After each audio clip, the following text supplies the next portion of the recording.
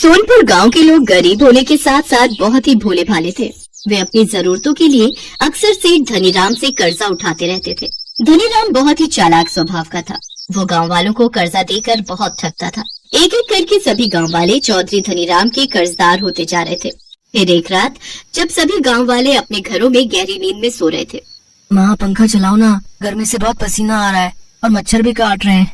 सुनो जी, बहुत देर से बत्ती गुल है, जरा पड़ोस में जाकर देखना, नथु भाई साहब के घर की आ रही है क्या? हाँ देखता हूँ। पता नहीं बत्ती पहले तो इतनी देर के लिए कभी नहीं गई, आज ही परेशान कर रही है। नथु भाई, तुम्हारी बिजली आ रही है या गई हुई है? अरे कहाँ आ रही है प्रकाश भैया, बहुत देर की गई हुई है। बच्चे भी गर्मी से बड़े परेशान हो रहे हैं, बस आंगन में बिस्तर बिछाने जा रहा था। नथु भैया, गाँव में तो अंधेरा ही अंधेरा छाया हुआ है। मुझे तो लग रहा है पूरे गाँव की बत्ती काफी देर से गई हुई है। हो सकता है थोड़ी देर में आ जाए, तब तक मैं भी छत पर बिस्तर बिछाता हूँ। अगली सुबह तक बिजली का कुछ पता नहीं था। सारे गांव वाले परेशान हो रहे थे, सबके काम रुक गए थे। अरे भैया, ये बिजली ना आई तो खेतों का काम कैसे होगा भैया? बड़ी परेशानी हो रही है, सिंचाई कटाई सब काम कैसे होंगे? भैया एक काम करते हैं, चौधरी साहब के पास चलते हैं, अब वही कुछ कर सकते हैं। हमारी तो समझ से बाहर है, और वैसे भी बिजली का बिल तो चौधरी साहब ही जमा करते हैं। अगली शाम तक जब लाइट नहीं आई तो सारे गांव वाले चौधरी धनीराम के पास जाते हैं। तुम सबके घर की बत्ती कट चुकी है, क्योंकि तुम सबने समय पर बिल नहीं दिया था। मैं भी क्या करता, पूरे गांव के बिजली का बिल समय पर नहीं भरा गया तो पीछे से बिजली काट दी गई है। पर सेठ जी, आपके घर की बिजली तो आ रही है। हमने तो सबने समय पर बिजली का बिल भरा था, फिर हमारे घर की बिजली क्यों काटी गई? सेठ जी, हम तो समय पर आपको बिजली के बिल के पैसे अलग से देते हैं, फिर बिजली का बिल ना भरने वाली बात तो कोई बात नहीं होती। अच्छा, तो तुम बड़े समझदार बनते हो, हैं? अरे तुम सबने मेरा इतना कर्जा चुकाना है, बिजली के बिल के पैसे देकर जाते हो और मेरे कर्जे के नहीं, इसलिए वो सारे पैसे मैंने अपने कर्जे के पूरे कर लिए हैं। अब तुम सब बिजली के बिना रहोगे। अब जाओ, मुझे पंखे की ठंडी हवा में सोना है, जाओ। चौधरी सेठ धनीराम की बात को सुनकर सभी गांव वाले बहुत परेशान हो गए। सेठ धनीराम ने गांव वालों के साथ धोखा किया था। उसने सभी गांव वालों के बिजली के बिल के पैसे ठग लिए थे। गांव में बत्ती न होने के कारण सबके काम बंद हो गए थे। गर्मी एकाएक बढ़ने लगी। एक दिन प्रकाश खेत से घर लौट रहा था, तभी उसने देखा रास्ते में एक साधु बाबा बेहोश पड़े हैं। प्रकाश उन पर पानी के छींटे डालकर किसी तरह होश में लाता है। साधु बाबा, अब आपको कैसा लग रहा है? मैं ठीक हूँ बेटा, बस गर्मी से थोड़ी कमजोरी आ गई थी, इसलिए शायद बेहोश हो गया। ऋषिवर, यही पास में मेरा घर है, आप कुछ देर मेरे घर चलकर आराम कीजिए। प्रकाश उन साधु बाबा को अपने घर ले आता है, तभी नत्थू उसे आवाज लगाता है। प्रकाश भैया, एक बार चौधरी साहब के पास दोबारा चलते हैं, हो सकता है वो हमारी बात मान जाए और बिजली आ जाए। बच्चों का रो रो कर बुरा हाल हो रहा है, ऊपर से खेत का सारा काम बंद पड़ा है, कुछ समझ नहीं आ रहा भैया। नत्थू भैया, मैं अभी थोड़ी देर में तुमसे बात करता हूँ। चलिए साधु बाबा, भीतर चलिए। कमला, जाकर साधु बाबा के लिए ठंडा सत्तू बना दे, और कुछ रोटी और सब्जी है तो वो भी ले आ। जी, मैं अभी लाई। क्या बात है बेटा, क्या तुम्हारे गांव में बिजली की कोई समस्या है? जी ऋषिवर, हमारे सभी गांव वाले इस परेशानी से गुजर रहे हैं, और परेशानी की वजह है चौधरी धनीराम। प्रकाश साधु बाबा को सारी बात बताता है।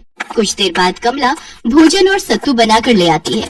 भोजन करने के पश्चात साधु बाबा प्रकाश से बोले, बेटा, बेईमान लोगों को ईश्वर अपने आप ही सजा देते हैं। तुम सब गांव वाले बहुत ही भले हो, ये मैं साफ देख पा रहा हूँ, इसलिए मैं तुम्हारी मदद अवश्य करूंगा। अब तुम सब गांव वालों को बिजली के लिए चौधरी धनीराम के पास नहीं जाना पड़ेगा। मैं अपनी विद्या शक्ति से तुम्हारे आंगन में लगे इस पेड़ में जादुई बिजली पैदा कर सकता हूँ। जादुई बिजली का ये पेड़ पूरे गांव में बिजली पहुंचाएगा, और यदि किसी ने इस जादुई बिजली के पेड़ को नुकसान पहुंचाने की कोशिश की तो उस व्यक्ति के घर की बिजली हमेशा के लिए चली जाएगी। फिर कोई भी उपाय उस व्यक्ति के घर में बिजली नहीं ला पाएगा। क्या आप सच कह रहे हैं ऋषिवर? आपका ये उपकार हम गांव वाले कभी नहीं भूलेंगे। साधु बाबा के चमत्कार से प्रकाश के घर के आंगन में लगा पेड़ जादुई बिजली का पेड़ बन जाता है, और उसमें से चिंगारी निकलकर सभी गांव वालों के घरों तक पहुंच जाती है। गांव वालों के घर में जब बिजली आती है तो गांव वाले खुश हो जाते हैं। उन्हें इस बात का पता चलता है तो सब साधु बाबा को धन्यवाद कहते हैं। उसके पश्चात साधु बाबा वहाँ से चले जाते हैं। प्रकाश भैया, उन साधु बाबा ने हमें कितनी बड़ी उलझन से निकाल दिया। आज परिवार के लोग भी खुश हैं, हमारे काम भी ठीक हो गए। अब हमें बिजली की कोई समस्या नहीं हो रही। इस पेड़ से हमारे सबके घरों में रोशनी आ गई है भैया। अब कल से हम खेतों में काम भी करेंगे। प्रकाश भैया, मुझे तो चौधरी धनीराम का डर है, कहीं उसने इस पेड़ को कोई नुकसान पहुंचा दिया तो हम क्या करेंगे? चिंता मत करो साथियों, चौधरी सेठ धनीराम इस बिजली के पेड़ का कुछ नहीं बिगाड़ सकता। अगर वो ऐसा करेगा तो उन्हें पछतावे के सिवा कुछ नहीं मिलेगा। उन सब की बात मटकू नाम का एक भेदी सुन रहा था, जो सेठ धनीराम के आगे पीछे घूमता था। वो सेठ धनीराम के पास गया और उसे सारी बात बता दी। धनीराम जी, मैं सब गांव वालों की बातें सुनकर आ रहा हूँ। सब गांव वालों में एकता हो गई है। वो आपको कुछ नहीं समझते। हाँ, उन्होंने तो यहाँ तक कह दिया कि आप उस बिजली के पेड़ का कुछ नहीं बिगाड़ सकते, नहीं तो आप बिजली से हाथ धो बैठेंगे। हाँ। अरे मटकू, तू मुझे कितने सालों से जानता है। ये अनपढ़ गवार गांव वाले मेरे बिना कुछ नहीं कर सकते। मैं आज रात ही उस पेड़ को कटवा दूंगा, फिर देखता हूँ मेरे पास बिजली के लिए गिड़गिड़ाते हुए आएंगे। उसी रात जब पूरे गांव में सन्नाटा था, तो सेठ धनीराम अपने कुछ आदमियों के साथ प्रकाश के घर जाता है। प्रकाश और उसके घर वाले गहरी नींद में सो रहे थे। ये प्रकाश का बच्चा गहरी नींद में पंखे के नीचे सो रहा है। चलो जल्दी से इस बिजली के पेड़ को काट दो, मैं भी देखता हूँ ये सब कैसे इस बिजली का आनंद उठाते हैं। जैसे ही सेठ धनीराम के आदमी उस पेड़ को छूने लगते हैं, पेड़ में से करंट और चिंगारी निकलने लगती है। धनीराम के आदमी डर कर भाग जाते हैं। सेठ जी, हम इस पेड़ को कुछ नहीं कर सकते। ये पेड़ करंट छोड़ रहा है, इसे तो छूना भी खतरे से खाली नहीं है। हमारे घर में भी बाल बच्चे हैं, हम इस पेड़ को हाथ नहीं लगा सकते। हाँ हाँ सेठ जी, भले ही आप हमें नौकरी से निकाल दो, पर हम इस पेड़ को हाथ नहीं लगाएंगे। ये पेड़ तो बहुत करंट और आग छोड़ रहा है। अरे रुको तो, अरे कहाँ भागे जा रहे हो नालायकों? अरे मूर्खों, इधर आओ। लगता है अब मुझे ही इस पेड़ को काटना पड़ेगा। सेठ धनीराम जैसे ही कुल्हाड़ी उठाता है, कुल्हाड़ी पेड़ से लगकर करंट और आग छोड़ने लगती है। सेठ धनीराम डर जाता है। अरे रे बाप रे, ये तो बहुत जोरों का करंट मार रहा है। सेठ धनीराम डर के मारे कांप जाता है और घर लौटता है, पर वो देखता है उसकी पत्नी और बच्ची घर के बाहर खड़े हैं। गर्मी से उनका बुरा हाल था।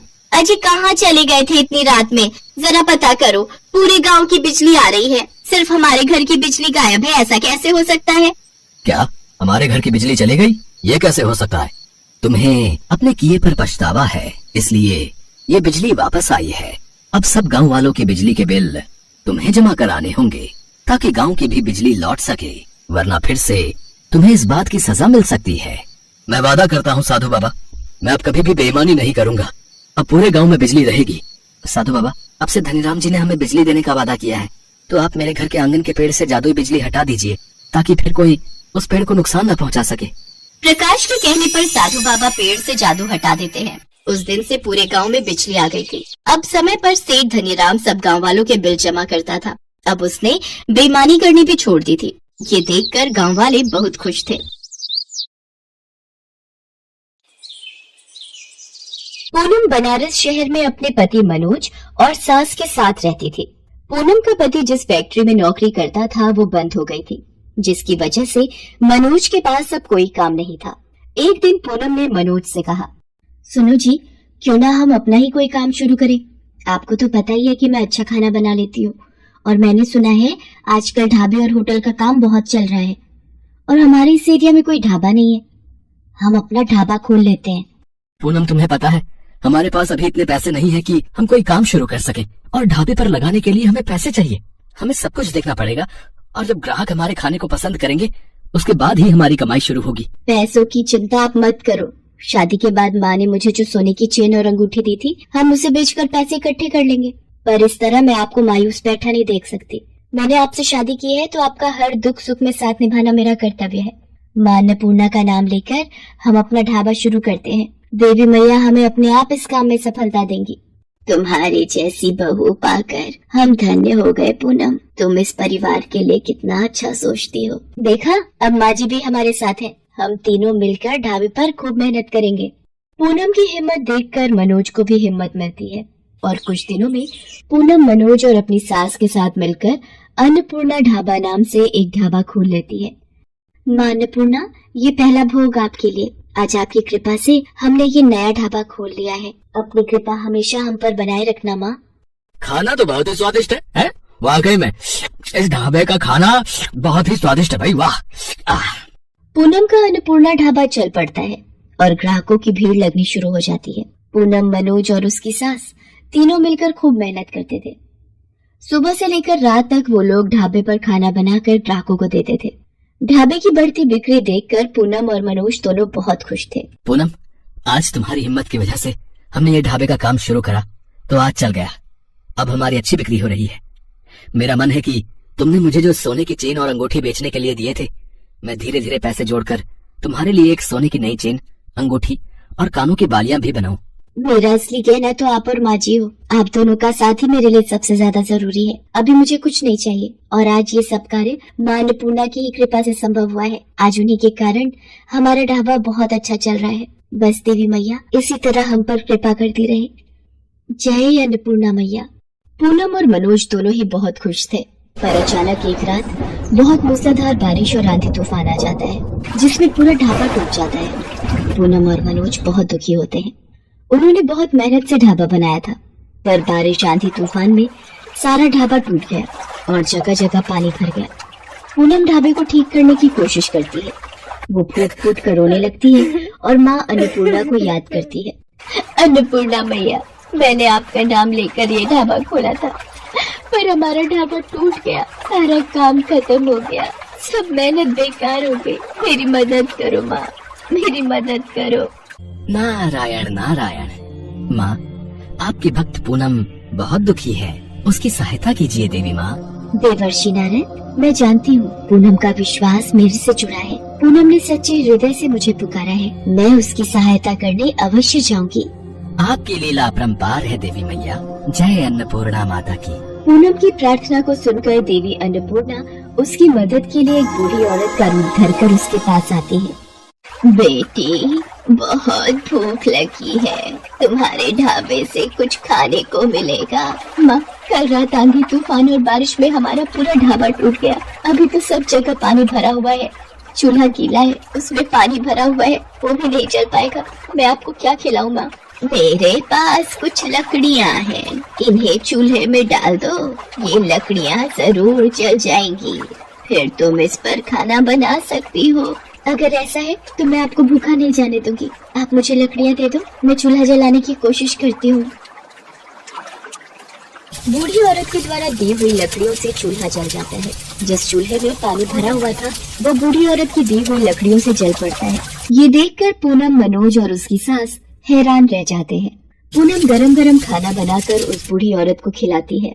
मैं तुम्हारी सहनशीलता और सेवा से बहुत प्रसन्न हूँ। तुमने इतनी कठिनाई के पलों में भी मेरे लिए समय निकाला, ये देखकर मैं बहुत खुश हूँ। और फिर बूढ़ी औरत माँ अन्नपूर्णा के रूप में आ जाती है। पूनम, अब ये चूल्हा हमेशा जलता रहेगा। इस पर जितना भी भोजन बनाओगी उसका दुगना हो जाएगा और तुम्हारे ढाबे पर हमेशा ग्राहकों की भीड़ लगी रहेगी। जो भूखों को भोजन खिलाता है उन पर मेरी कृपा हमेशा बनी रहती है। मेरा आशीर्वाद सदैव तुम्हारे साथ है। अब तुम्हें कभी कोई दुख नहीं होगा। हे देवी मैया, आज आपके दर्शनों को पाकर मैं धन्य हो गई। और फिर माँ अन्नपूर्णा के आशीर्वाद से पूनम ढाबे को फिर से शुरू करती है। उसके जीवन की सारी परेशानियाँ दूर हो जाती हैं।